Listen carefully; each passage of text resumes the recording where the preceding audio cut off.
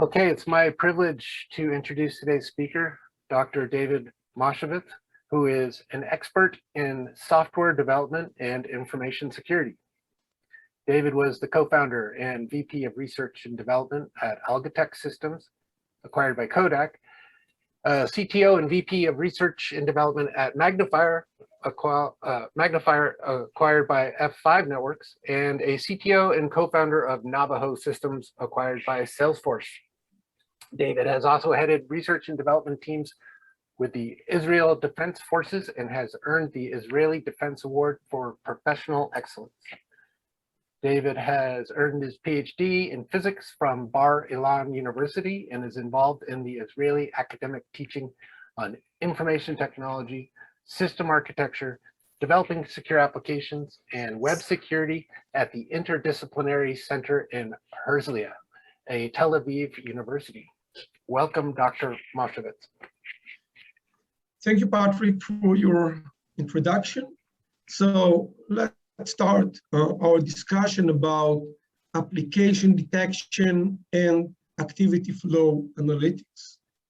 And we will explain the need for application detection and response, and then discuss the detection landscape to understand how the application detection is filling a void in the detection landscape, and also why the application detection require a new approach. Then we will discuss the detection technologies that exist currently in the market and see the trends in detection technologies. And that will explain why we need a new technology approach to application detection, which is application flow analytics, which, as I will explain, basically continue a trend that we see in other area of the detection space. And then we will discuss the new technology, which is application flow analytics, and see what components are required for this application flow analytics process. So I would start with this cyber defense matrix. It has been done by Sunil Yu, which was the chief security scientist for Bank of America. And Sunil Yu has created this matrix to put all the different technologies that currently exist in the security market into some framework where he have as roles the different segments like devices, applications, networks, data users, and as columns the different detection, the different security requirement, like identify a vulnerability, protect against attacks, detect attacks and malicious activities, respond to attacks and malicious activities, and recover. So these are the 5 requirements from security policy. And we see that for identify, we have security solution for all these categories, and as well as for protection. David, can I interrupt you real quick? Can you help define application detection a little more for us? It's a new concept for a lot of us. Yeah, in a moment I would get to that. Oh, excellent, thank you, I appreciate it. So let's focus on application, as this is our main topic today. So to identify, we're all familiar with the technologies of application vulnerability assessment, whether they are static vulnerability assessment or dynamic vulnerability assessment. We have all the tools that help to identify vulnerabilities in the application code. And then we have protection mechanism like web application firewall and Magnifier that you mentioned, basically developed one of the first WAF solution. and the ASM is, the F5 ASM is based on this technology that has been acquired as part of Magnifier about 17 years ago. And today, more modern technologies like Rust, etc. But okay, we have vulnerability identification, we have protecting against exploiting application layer vulnerabilities. But what about abusing the application? Which means that users that has legitimate access to the application are abusing the application and are doing things they shouldn't do. And they usually use their access rights to do these things. So they have permissions, they shouldn't do what they're really doing. How we detect that? So this is mainly focusing about malicious insiders or about people which are impersonating as legitimate users. So this is the challenge that we are facing. We're not talking here about exploiting application layer vulnerability like SQL injection or cross-site scripting or parameter tampering. We're talking here about users which are legitimate users that are using the legitimate business logic but performing activities they shouldn't perform. This is the challenge that we are facing. And we do know that in many huge data breaches, especially ones that were done by insiders, or legitimate users use their permissions to perform activity they shouldn't do. So this is what application detection is all about. How we detect people performing activities they shouldn't do because these are malicious activities. Is that clear? So what application detection is about is really to detect, are there users which abuse or misuse the application logic by performing malicious activities. And these malicious activities can cause financial damage, can cause data breach, or any other damage to the enterprise. And we all know that malicious insiders are a big threat to the business security. And we all know that detection insider threat is the real challenge because it takes more than 2 months to contain an insider threat incident. The cost, of course, vary based on the geography and based on the organizational size. But the reality is it's very hard to detect such malicious activities because it is done by legitimate users. So the question is how we can quickly detect such malicious activities. Because if we detect the malicious activities quick, we significantly reduce the damage to the business and to the enterprise. I had a question on that. The stat was 60% of organizations had 30 incidents, was it, per year? So, excuse me, does that include, when you say malicious insider activity, could it be unintentional abuse of an application, misuse, saving data where you're not supposed to? I mean, are these all intentional, people trying to steal from the company? Intentional. Yeah. Patrick, you're right. It's both intentional and unintentional. Thanks. But still, even if it's unintentional, it still can cause significant damage. So detecting these, even unintentional illegitimate actions is important because that would help to minimize the damage. Gotcha. But it could be well-meaning employees sharing credentials or abusing privileges and things like that without really reporting the issue. Okay. Thank you. Yeah, absolutely. Absolutely.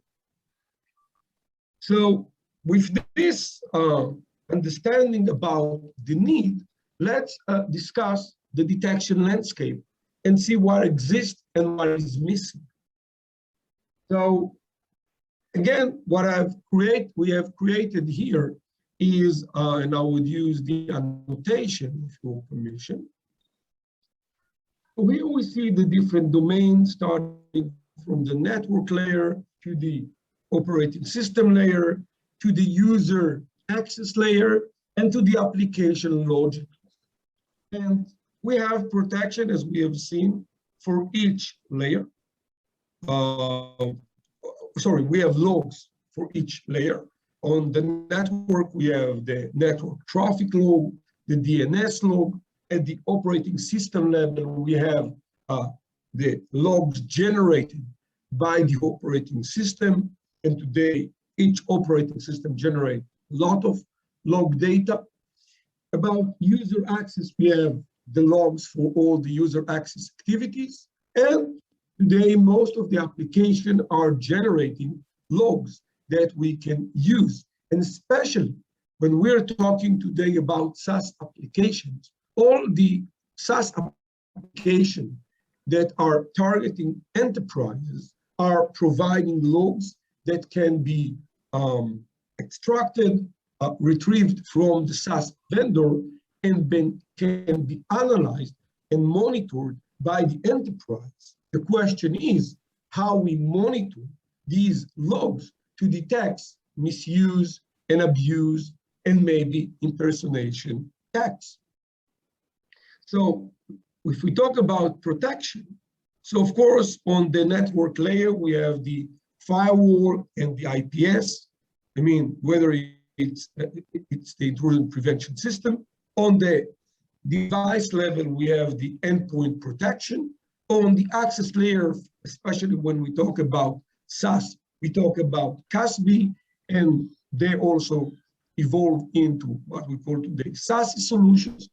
And when we talk about prevent a malicious user from exploiting vulnerabilities, we have RASP, we have RASP, we have WAP, which are all trying to prevent exploiting vulnerabilities in the. Now, what about detection? So when we talk about detection, so on the network, we have the network detection and response solutions, which are based on the network traffic logs and the DNS log. As part of the EPP, we have the EDR, the endpoint detection and response, which try to detect malicious activities on the operating system level. When we talk about user access, there is the user behavior analytics, and we will talk about them shortly. But when we talk about the application, there we have a void. Now, we also have in the detection space what we call XDR. And XDR is basically the combination usually of NDR and EDR, usually with UBA, to cover the detection on all these three layers of network, operating system, and access. And sometimes, of course, these detection is offered as a service and then called the MDR. So why we have these detection solutions for the network, the operating system, and the access, and there is a void in the application layer? So the answer comes when we look on the technologies that are used for detection on these three layers. And as I would elaborate more shortly, all these detection solutions are based on three main technologies. They are used on rules and patterns.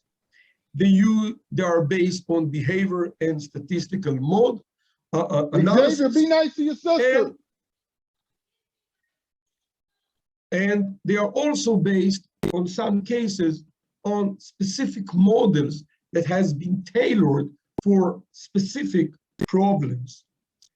And as we will see, this does not provide a solution to the application. Why? Because these solutions or these technologies are good when there is a little variety in the detection space. And if you think about it, on the network level, we have very well defined protocols. And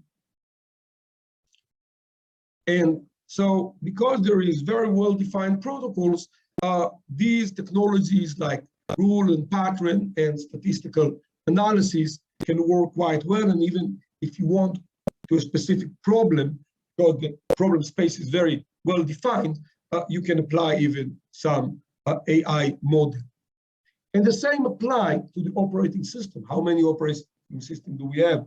We have Windows, we have Linux, we have Mac OS. Basically, that's it. Maybe we have, of course, we have Android, but these are and also even these operating systems are very similar to each other.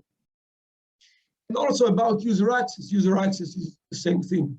Authentication in whatever system you can think about. But when you talk about application, then we have totally different story. Because in application, we have a lot of variety. So when we talk about application detection, we have new challenges that doesn't exist in network, device, and access layers.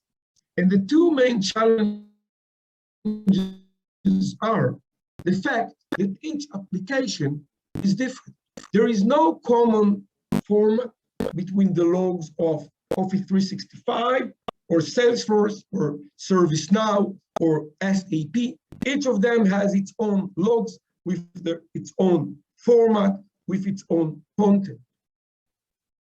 So, and we, as you can look on the picture on the right, which try to see the usage of various SaaS application by the various user, we can see this mesh, which means that each user are using different application, and as we will talk shortly, in a different way.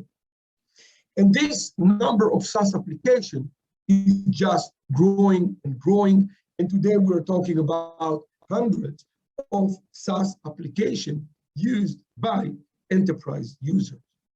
So the question is, with this huge mesh of connectivity between users and SaaS application, where each SaaS application has its own logs with its own meaning, how we detect suspicious or malicious activity.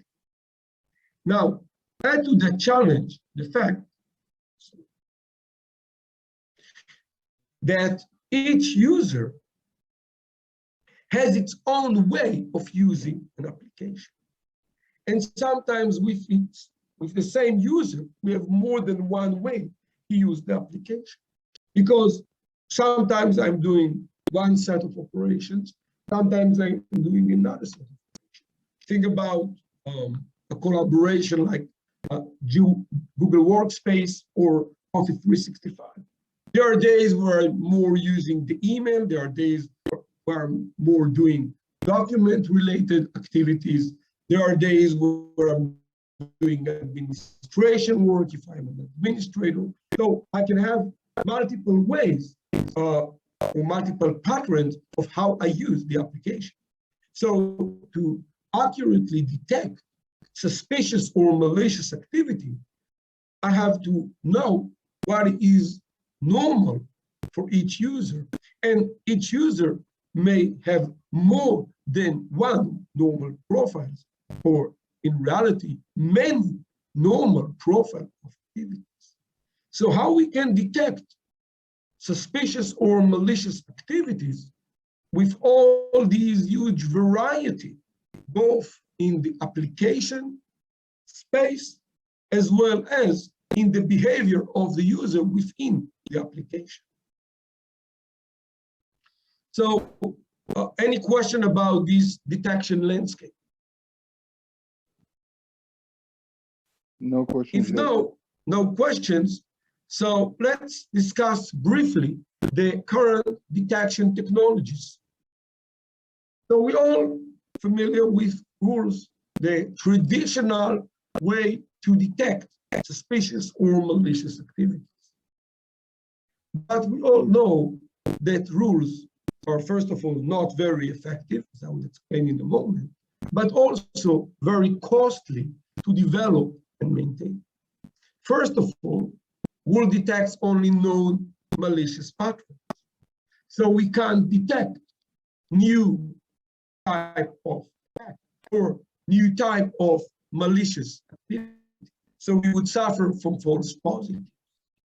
Then, of course, we have to develop rules for each application and think about the hundreds of applications that an enterprise are using. So to develop effective rules, you have to be aware and understand the logs of each of these applications, which is a huge challenge for a SOC or for a security operation. More than that, rules require ongoing maintenance to support new features and function and capabilities being added to the application. So now you have to track the new features that are coming out for each application. And because you are not usually investing and have an expert team to develop these rules, the other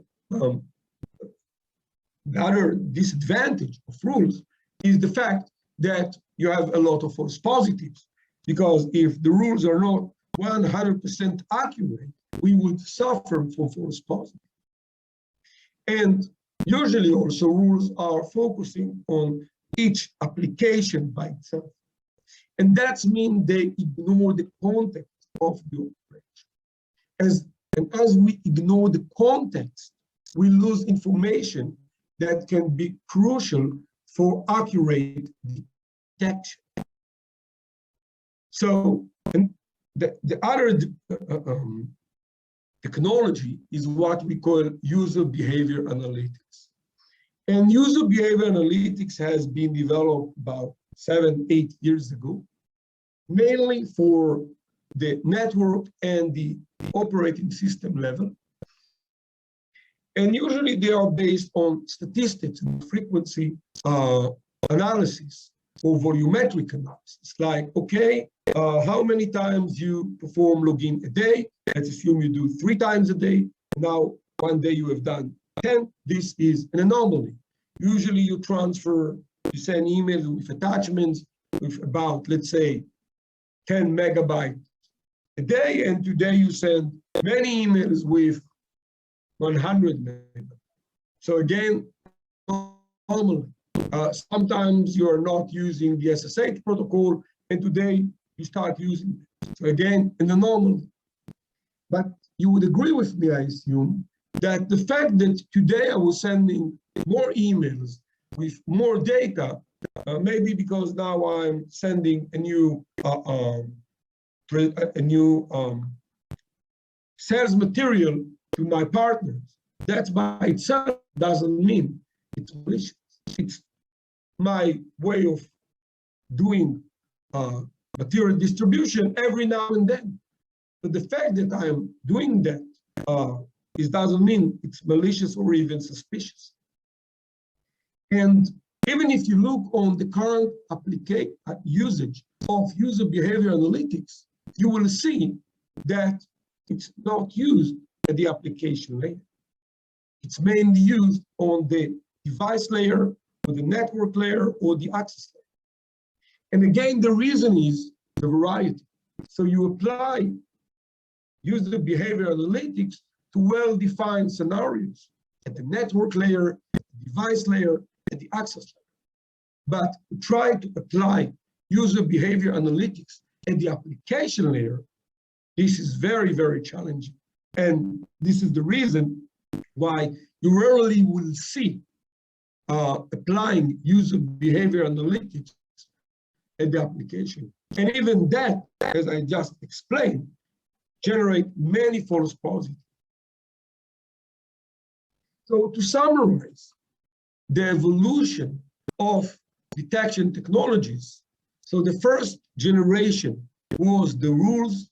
At the network, it was the IP denial list or allow list. At the endpoint, it was the antivirus signatures. At the authentication, it was the user allow list.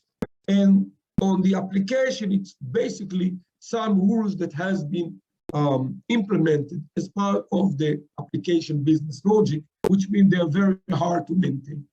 And due to all the disadvantages that we just mentioned about rules, then about 7-8 years ago, we have started to see the user behavior analytics, which were based on volumetric and frequency analysis. And again, it has been applied to the network layer, the device layer, and to the access layer. And very rarely to the application. So on the application layer, we are still stuck with the rules, the business logic. But even the user behavior analytics didn't deliver the accuracy that is so crucial on detection, because we all know that when the solution is not accurate, then people simply ignore the alerts generated by detection solution. As a result, from the fact that even the user behavior analytics didn't deliver the required accuracy, about a few years ago, we have started to see a new approach saying, okay, let's look on the context. Let's look on the flow of events that happen.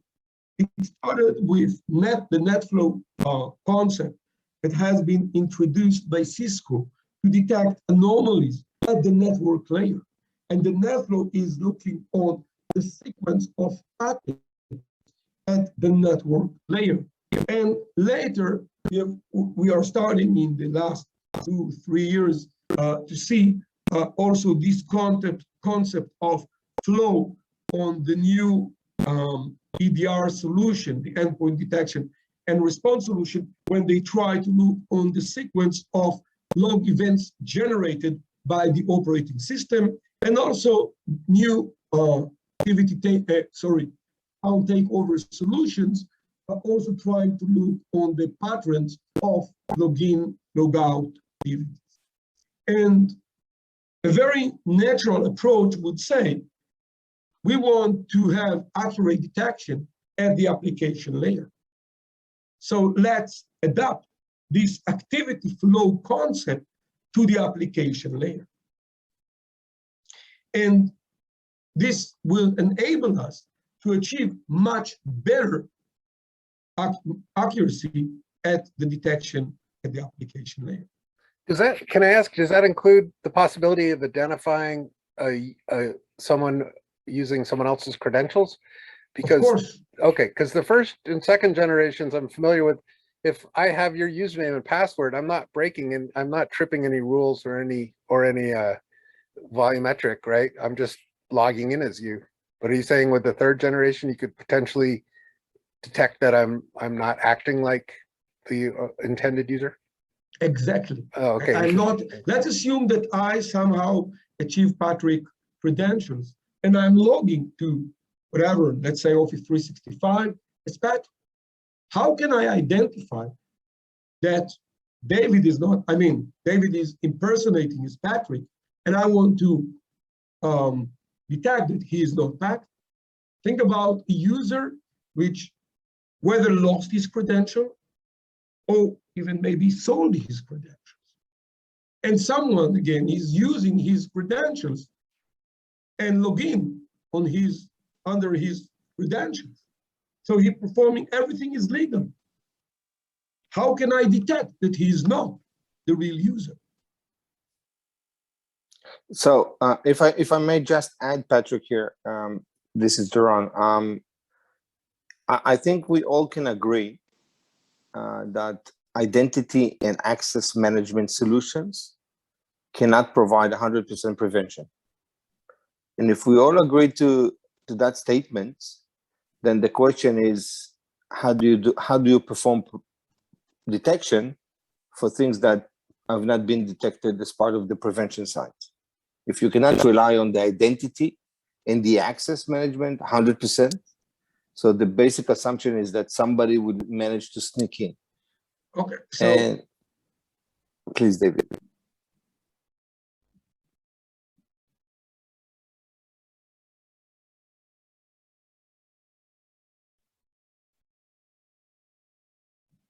okay, suggested. First of all, people which use other people's credentials, or even a person using its own.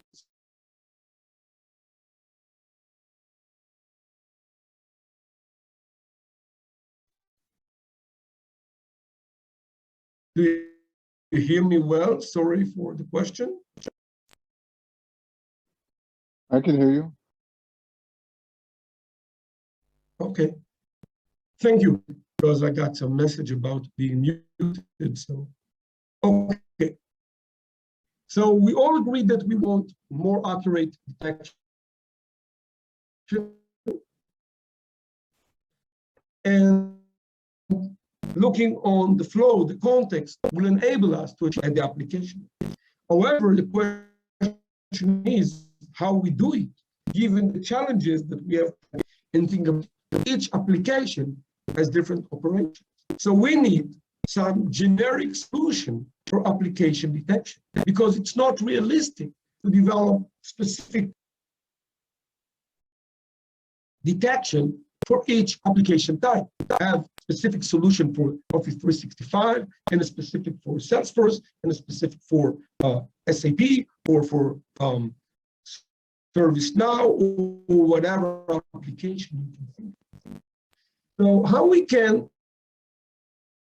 achieve a generic detection solution, which is based on looking on the context to achieve accurate detection of suspicious and malicious activities at the application. Now, one thing I want to stress, we are not trying to generate new logs, because logs are created by the application. However, what we want to do is to leverage the logs that are generated by the application, whether they are on-prem application or SaaS application, to detect such suspicious or malicious activities. And the reality is today that many organizations and enterprises are collecting the logs generated by the application.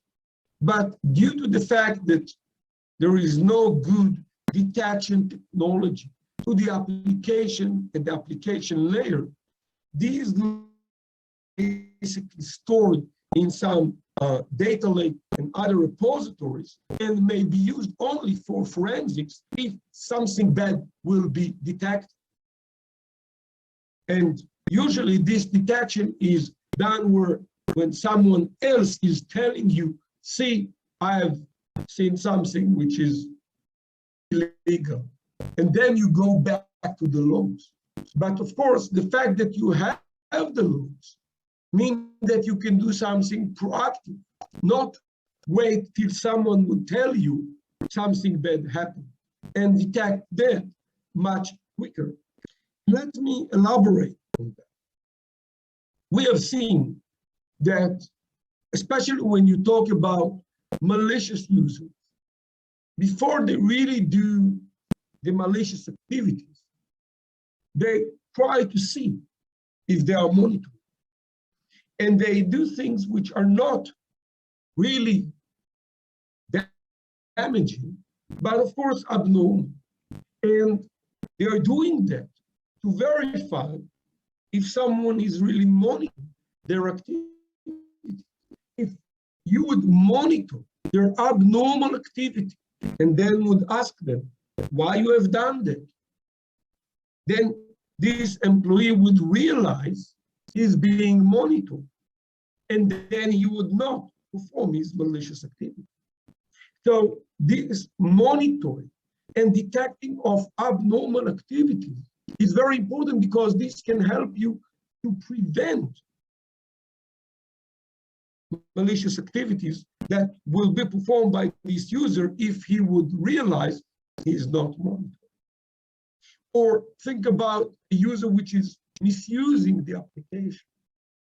If he will not be, you won't detect it, then he wouldn't know he is not doing things right, and would continue, and eventually there will be a damage. Where if you would upfront, proactively detect this misuse and tell him that's the wrong way, you're doing things in the wrong way, then he would stop and do it correctly.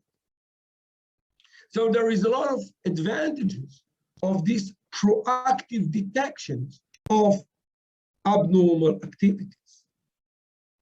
Okay, so what we really need? Of course, everything starts from the logs. And then what you need is to collect the logs from all the different repositories where logs are stored. And think about it, sometimes if you really want to detect suspicious activities, it's not enough to look on one application by itself. You want to look on the entire activities performed by the user in all the applications he is using. And sometimes the logs for each application are stored in a different repository. So you have to collect the logs from the different repositories. And then after you have collected the logs from the various repositories, then you have to build the content or the flow, or what we also call the session. And the session is the sequence of application layer activities performed by the user. And then you would get all the sessions performed by each user. And then you would go and apply an anomaly detection to detect abnormal sequence of activity. So here, we're not talking about detecting specific activity, because detecting specific activity by itself would be very hard and very inaccurate. The real solution to achieve high accuracy is to detect suspicious session, suspicious sequence or activity flow. And then, of course, you have to get risk for each suspicious activity flow, as I would explain in a moment. So, okay,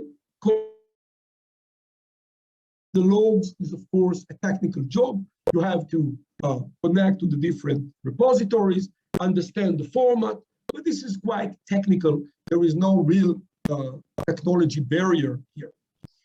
The second part is to build this activity flow. And again, just to make clear what we mean by activity.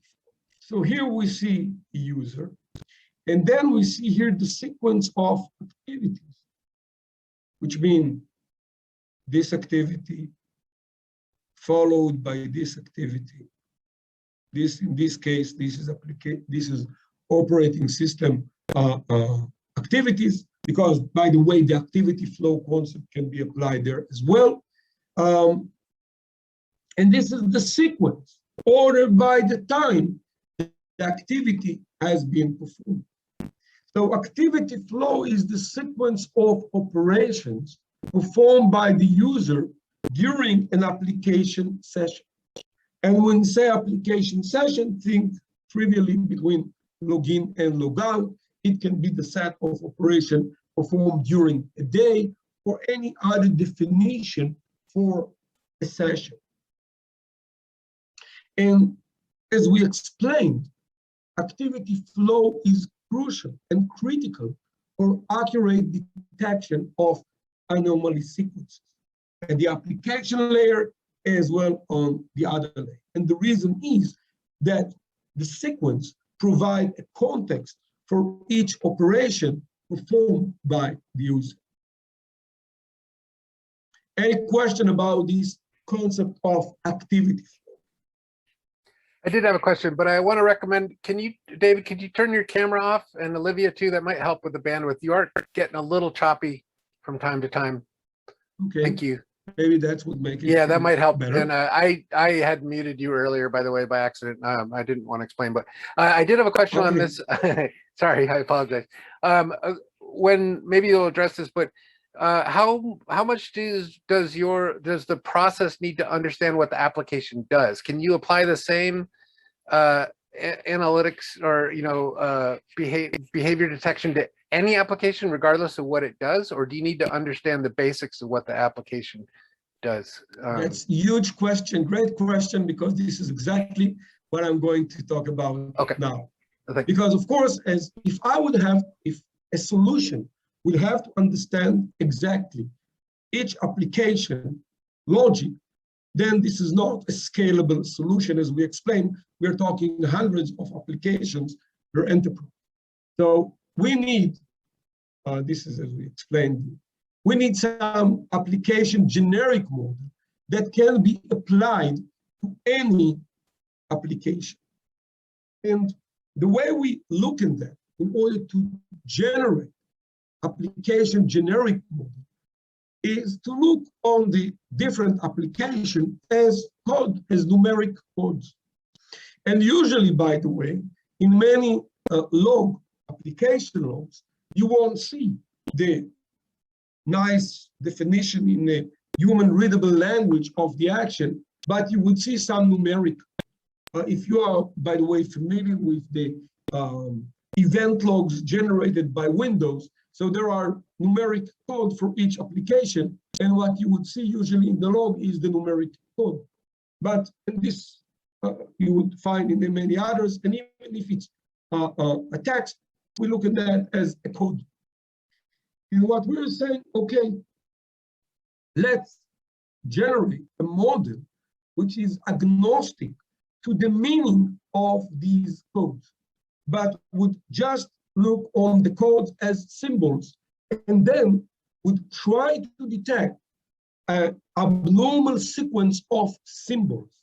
So for the sake of the discussion, we would use here numeric symbols, but anything can be a symbol. So when we look on this sequence, on this activity flow, what we really look at is, okay, what operation has been done? What are the symbols that compose this sequence? So this is one thing, but this is not enough. We also want to look on the order in which these symbols appear in the sequence, which basically reflect the order of activities in this session. So we look on the operation performed by the user and on the order in which this application has been performed. But we don't look on the meaning of the application. The meaning of the operation.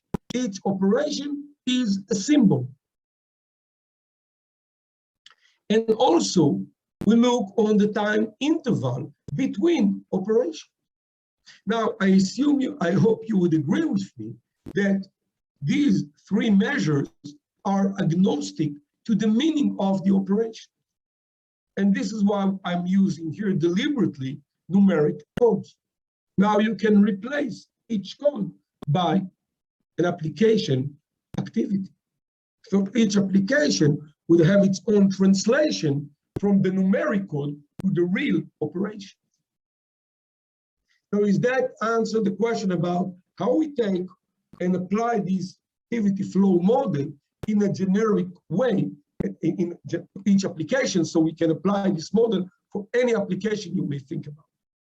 Of course, for each application, there will be different translation, but the model would apply.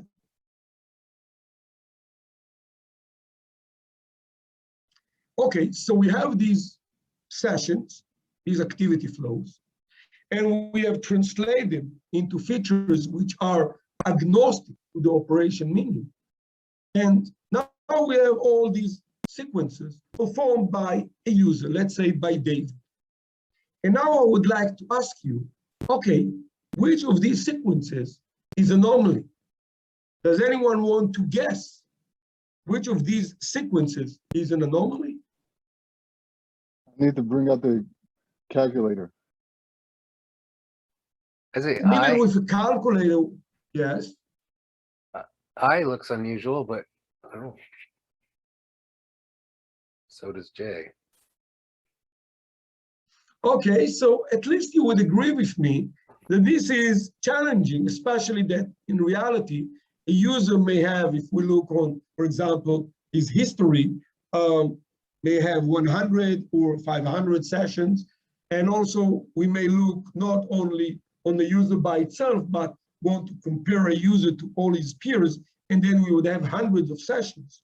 So how we detect abnormal sessions when we have hundreds of sessions? So the solution is to try and group them into groups of similar sessions. How we do it technically in a moment, but I assume you would agree with me that if now I have grouped them into groups of similar sessions, or to be more technical, I have clustered them into group of similar sessions, I can build for each such group a profile. And then, and one of you said that I is anomaly, and he was right about it. And then if I would have these groups or the profiles that we would create for each of these groups, then we would see that I is very different from each of the profiles. And this is why I is true anomaly. Now, one thing I want to stress, the sessions in this group are not identical. They are similar. And the same apply here. The sessions here again are not identical. They are similar. And the same apply here. But this session is not similar to any of these groups. Can I just ask, question?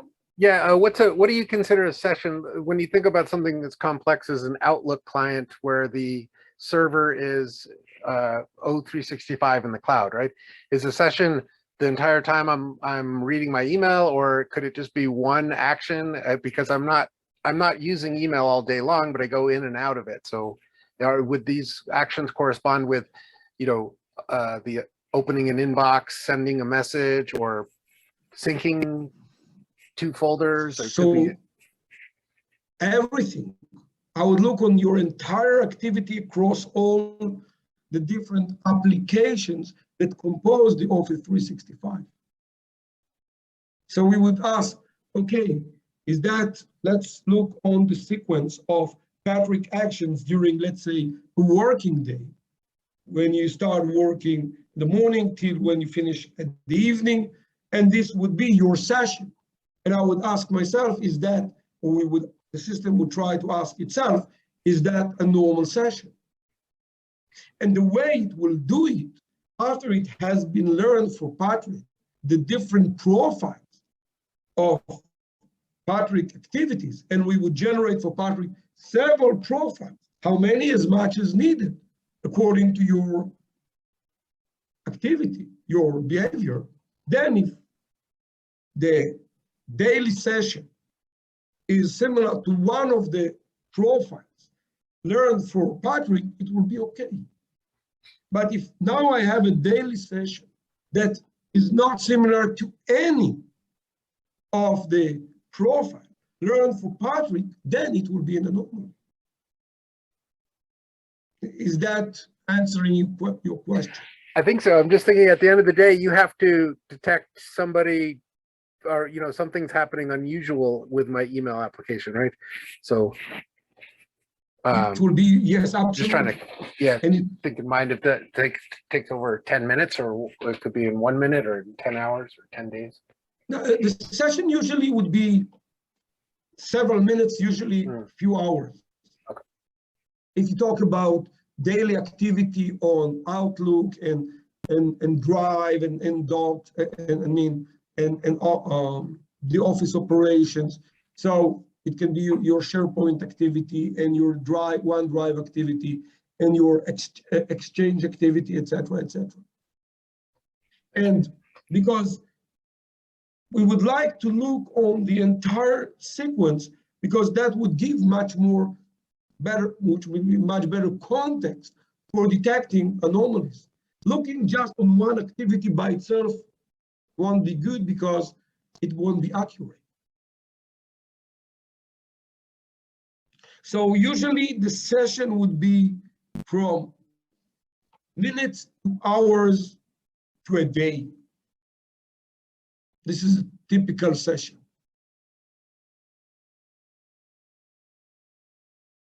Any other questions? How much of, I guess, learning time does it take to detect this type of stuff? Okay, very good question. So usually for an employee, we need 2 months of history of working. If we talk about customer, and that can be detect only suspicious as malicious customer activity, because usually the customer is not active every day, we would need something like half a year of historical data in order to build the profiles for the customer. So we need something like 50, 60 sessions to learn profiles. And now it depends how quick these sessions are created. And usually you are doing that based on historical data, because usually the enterprise has historical data in its log repository. So you can take this log data and build, based on this log data, these historical profiles, and use them now to detect abnormal sessions. Thank you. Is that answering the question? Yes. Now, for doing that, I mean, right now I assumed that there is a simple way to take sessions and group them into groups of similar sessions. But what this may look trivial, but in reality, it's not really. Why? Because in clustering technologies, usually there is a trade-off between the number of data points and the accuracy you can achieve. And especially think about, you want to cluster all the sessions of the enterprise employees for a month, because you want to detect not abnormal sessions according to the user profile, but according to his peers, to do what we call peer group analysis. So we have to create profiles for the entire group of users. And then we talk thousands or even tens of thousands or hundreds of thousands of sessions. And for that, you need a dedicated clustering technology that can accurately detect, that can accurately cluster hundreds, thousands, and even millions of sessions. And also, another challenge you have is that most of the clustering technologies usually require that you will define upfront how many groups you want to create. But in reality, when you come to cluster session of users, you don't have a clue how many groups you want to create. So you need a clustering technology that would learn automatically the number of groups to create. But that's not enough. Usually, if you have outliers, which are anomalies, within your data, they can significantly reduce the accuracy of the clustering technology. And due to these outliers, the result you would get would be very inaccurate. Now, when you apply clustering to other type of problems like marketing, these inaccurate clustering don't really bother you, because even if the accuracy is moderate, that is still good enough for you. But for accurate anomaly detection, you need a very accurate clustering engine. And that means we need a very sophisticated, innovative clustering engine, not the ones that you would find in standard machine learning packages. They want, I mean, they can cluster sessions. First of all, usually you'd have to translate the session into data points. But even then, which is a challenge by itself, but even then, the clustering solution you would get would not be accurate. And when this inaccurate clustering is used for anomaly detection, then your detection will be inaccurate. So there is a need for dedicated clustering technology that first can cluster accurately, even thousands or tens of thousands or hundreds of thousands or millions of sessions, can determine automatically how many clusters to generate, and can remove automatically the outliers that already exist in the data. So when you apply this clustering, you don't only get the profiles, but you get also automatically the anomalies. Now, once you get an anomaly, there is the last part in the picture. Because you may not be interested in every anomaly. You may, but sometimes you may not, because you want to focus on the really interesting anomalies. And remember, when we talk about detection, detection is all about accuracy. Most enterprises will tell you, I want 1 or 2 at most anomalies or alerts a day. So you have to prioritize your anomalies in order to generate alerts only to the real interesting anomalies. So for that, you have to apply another concept to give a risk score for each anomaly.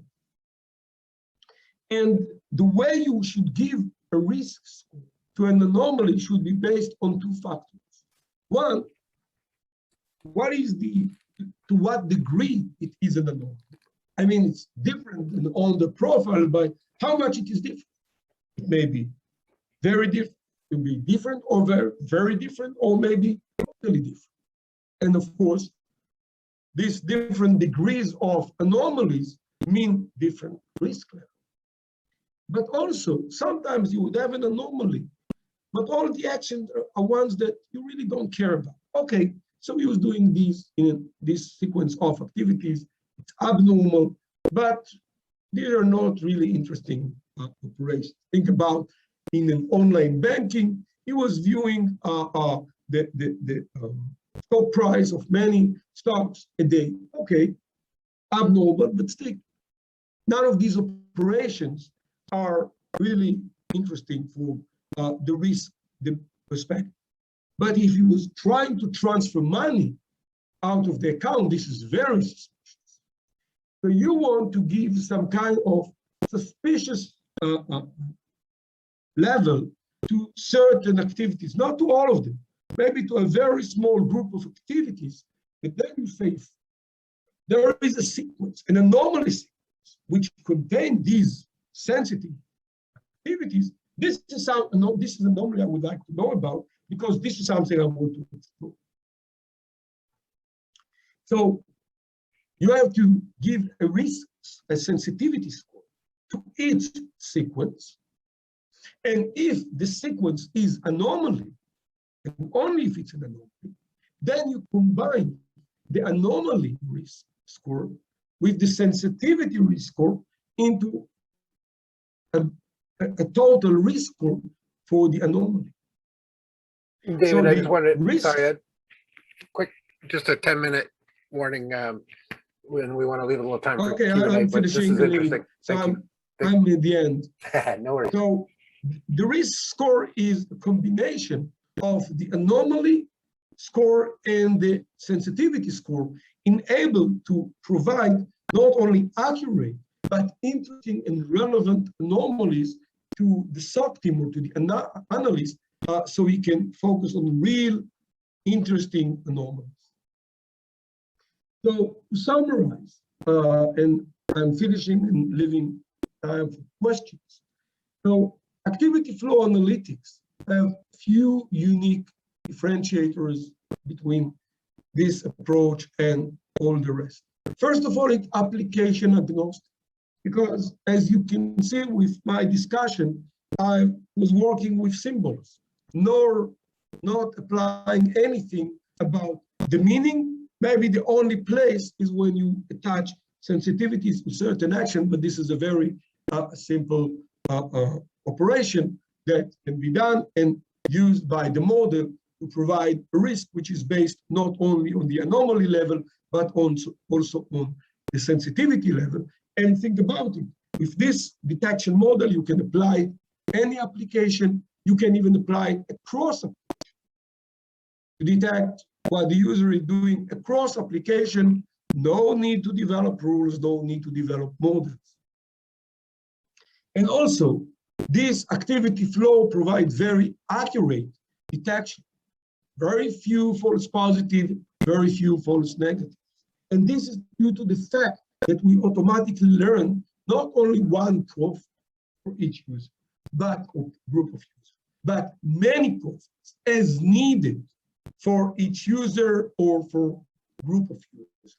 And all of these profiles are learned automatically by a clustering engine that accurately group the sessions into similar groups. And there is no need to clean up the data, which is unrealistic requirement. And that means you can take an application log data, whether it's an on-prem application or a SaaS application, and apply this technology and get very accurate alerts about suspicious or malicious. So with that, I have finished, and any questions? Thank you. I'm going to stop the recording now. That's just our policy. That we think it helps people be a little more candid. But thank you very much, Dr. Movshovitz. Interesting presentation. And if you're watching this on YouTube, another good reason to join us on our chapter meetings is for the Q&A session. So thank you.